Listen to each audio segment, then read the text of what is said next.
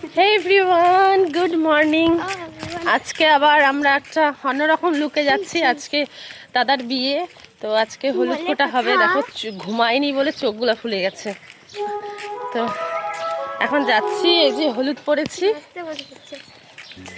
বিয়ে বাড়িতে এসে দেখি দাদার এখানে বৃদ্ধি হচ্ছে।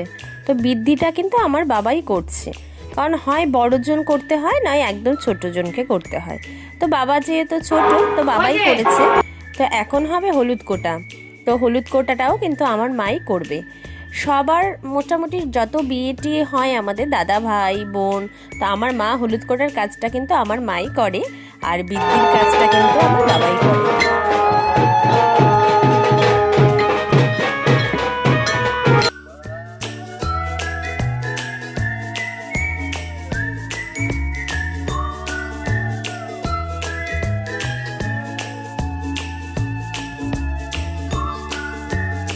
হে এভরিওয়ান, দেখো সাজুগুজু করে চলে এসেছি। এখন যাচ্ছি দাদার বরযাত্রীতে। সবাই রেডি হয়েছে, সবাইকে দেখাবো একটু পরে।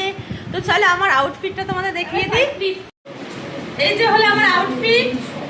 গ্রিন কালারের একটা শাড়ি পরেছি, আর এই যে সাজুগুজু করেছি। আর বাবির হচ্ছে এটা আউটফিট, দেখো।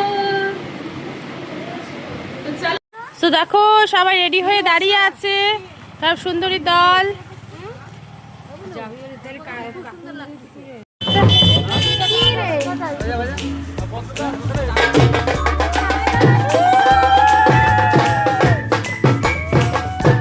দাদা তো দাদার গাড়ি করে বিয়ে করতে চললো, আর আমরা সবাই মিলে মজা করতে করতে যাচ্ছি বাসে করে।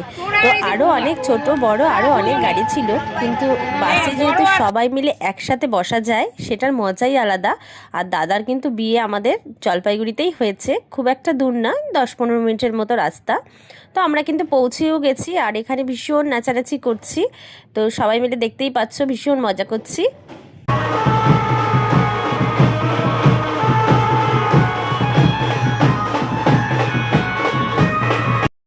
এখানে এখন আমাদের বাড়ির সমস্ত তত্ত্বগুলো সাজানো হচ্ছে, কারণ বৌদিকে আজকে আশীর্বাদ করা হবে।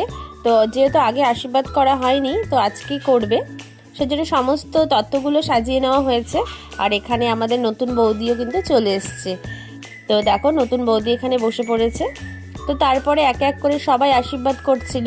তো আর পরে আমরা এখানে ছিলাম না, বাইরে গেছিলাম। তো তারপরে বিয়েতে ওরা বসছে।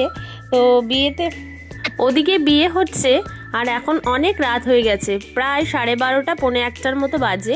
তো বাবি এখনও খায়নি। তো বাবি আমাকে ছাড়া খেতে বসবে না, সেজন্য আমাকেও বাধ্য হয়ে বসতে।